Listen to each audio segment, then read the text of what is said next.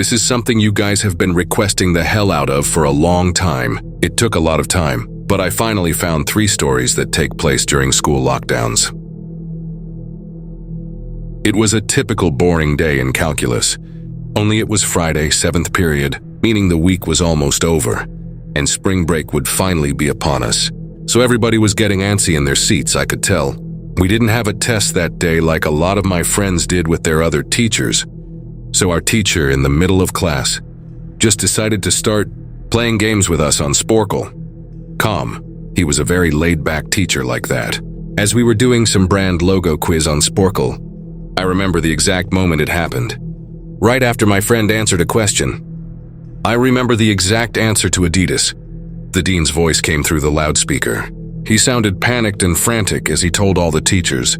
This was not a drill and to go into lockdown. I actually got the chills, and I got goosebumps on my arms as our usually laid-back teacher too seemed panicked as he ran to turn off the light and ushered us to the back corner of the room. We all sat in silence for about 2 minutes, and then the usual buzzing that came from a panel in the back of the room ceased, indicating that the school must have cut all the power.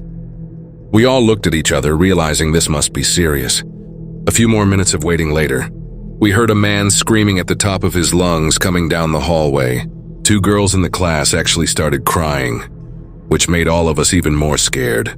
As the screaming got closer to the classroom, the lunatic-sounding man started banging on the lockers while screaming, "I'll kill all of you." It was at that moment that I started to fear for my life.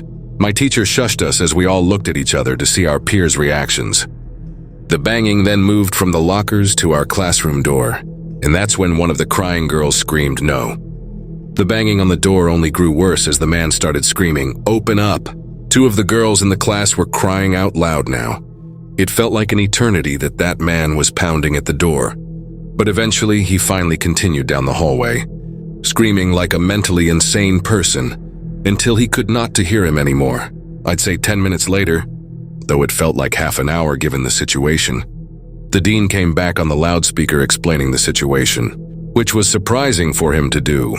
He explained that some apparently mentally unstated person entered the building and assaulted the woman sitting at the front desk, causing her to flee the building screaming, and staff wasn't sure if the man was armed or not. Now, this was before the school had cameras or could afford proper security, so the school was wide open to something like this happening.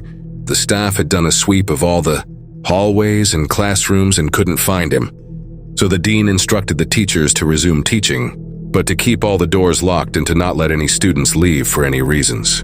The most disturbing part, however, is that one of the janitors working the night shift found the man sleeping in one of the storage closets near the back end of the school, and according to rumors that were spread by my peers, sticking out of his pocket was a .44 Magnum. The janitor must have done something stupid to wake him up. For example, leaving the closet door open, because by the time a police officer could arrive on the scene, the man was gone. My entire class, as far as I know to this day, has no idea if this man was ever found, but I like to think that right now, he's being given the proper help that he needs. My school has 2 lunch periods. First lunch period is for all 6th graders and some 7th graders. The second lunch period is for the other half of the 7th graders and all 8th graders. The lockdown happened in the beginning of October. The day the lockdown occurred, it was overcast and rainy. During the first lunch period, I heard 4 loud booms. I personally thought it was thunder, but the entire lunch crowd started screaming. I was thinking those kids were just serious pussies. But the campus security came in and started yelling at people to go into the multi-purpose room.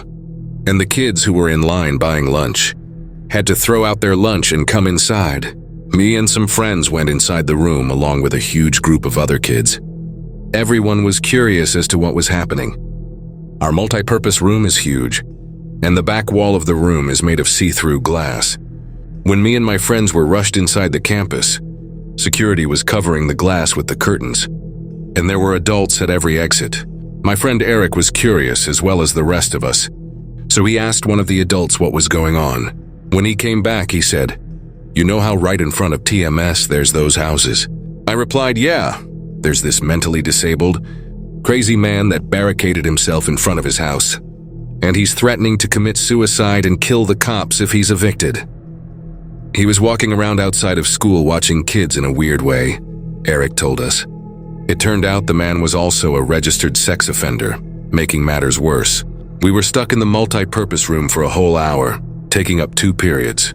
After the whole thing was settled, we were escorted to our classrooms one by one. I later found out that the man lives next to my friend Brandy, who told me about the previous Halloween when she saw the same man at his window, cutting his arm and writing in his own blood, "Don't come here or I'll kill you," on his window. Of course, being Halloween people, including Brandy, assumed it was just for the holiday. But after this horrific incident, we knew this man was mental, and we're glad he never got near us. I'm 22 years old, fresh out of college, and I recently got a job at my old high school as a computer intern in the school basement. The basement of the school is very messy and disorganized, but there is a small 3-person office that's actually very nice down there.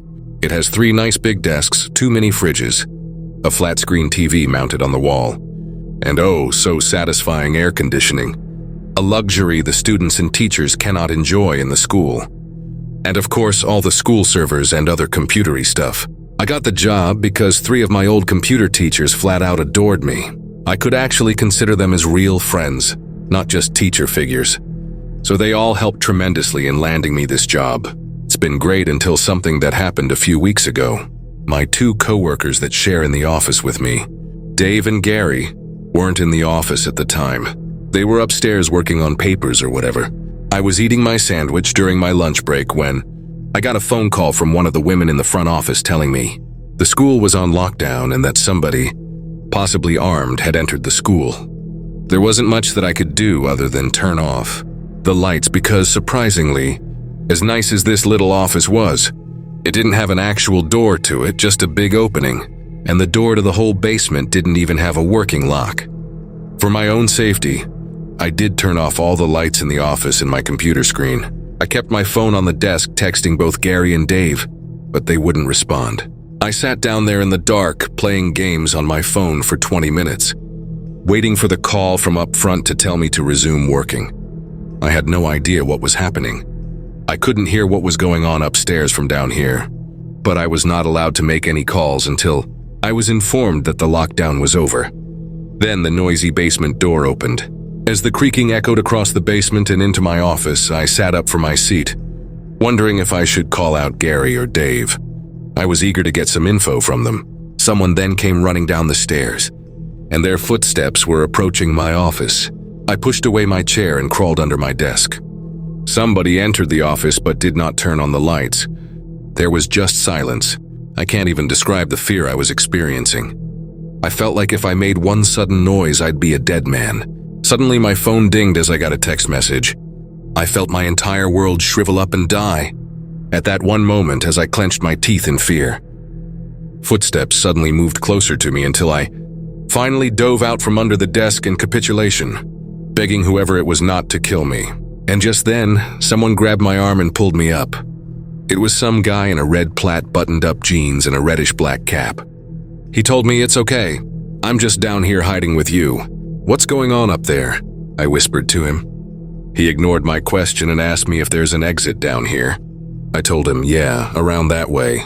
Before he could do anything else, I asked him, "Who are you?" There was a brief moment of silence. Before he started explaining, he was coming in to pick up his son when a teacher told him to hide. After his explanation, I checked my phone and saw the text I received was from Dave.